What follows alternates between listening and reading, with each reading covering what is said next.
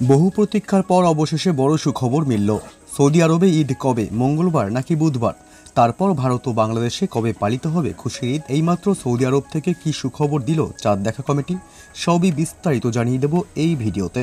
বিস্তারিত জানতে ভিডিওটি অবশ্যই শেষ পর্যন্ত দেখবেন।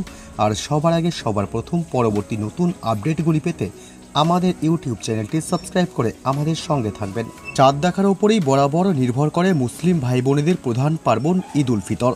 চলতি বছরেও কবে ঈদ উল ফিতর হবে তা নিয়ে মুসলিমদের মধ্যে শুরু হয়েছে নানা জল্পনা। তার মধ্যেই ঈদ উল ফিতর উদযাপন নিয়ে পূর্বাভাস দিল আবুধাবির আন্তর্জাতিক জ্যোতির্বিদ্যা কেন্দ্র অর্থাৎ চাঁদ দেখা কমিটি।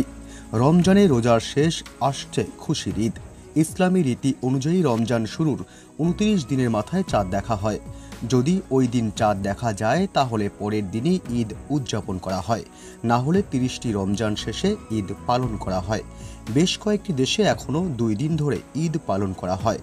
বাংলাদেশ, ভারতের মুসলিমদের একাংশ সৌদি আরব সহ মধ্যপ্রাচ্যের দেশগুলিতে যেদিন ঈদ পালন করা হয় সেদিন ঈদ উদযাপন করেন, বাকিরা পরের দিন ঈদে মেতে ওঠেন।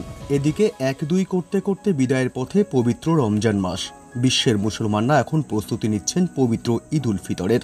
তবে ঈদ কবে হতে পারে তা নিয়ে চুলচেরা বিশ্লেষণ করছেন জ্যোতির্বিদরা।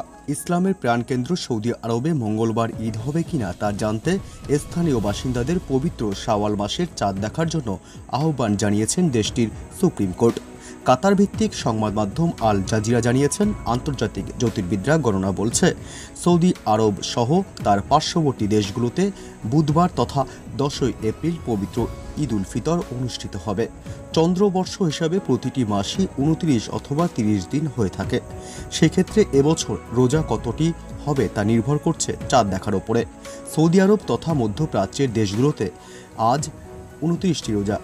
সেক্ষেত্রে আজ চাঁদ দেখা না গেলে এবছর রোজা 30টি পূর্ণ হবে, আর ঈদ উল ফিতর হবে বুধবার। সৌদি আরবে গত 10ই মার্চ 1445 হিজরির রমজান মাসের চাঁদ দেখা যায়। 11ই মার্চ থেকে শুরু হয় রোজা। গত বছর সৌদি সহ মধ্যপ্রাচ্যে রমজান মাস হয়েছিল 29 দিনের।